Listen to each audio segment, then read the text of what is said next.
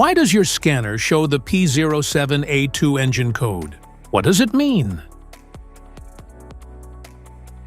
P07A2 is a diagnostic trouble code for transmission friction element A, performance, or stuck off.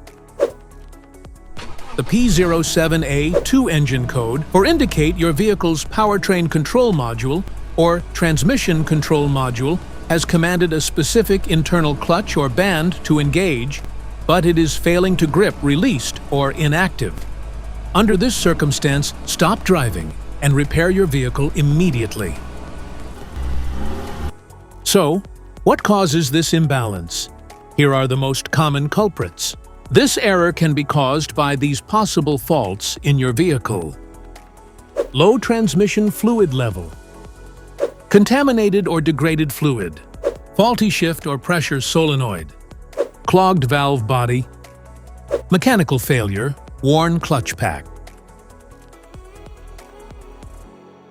Each DTC code corresponds to a specific issue in your vehicle.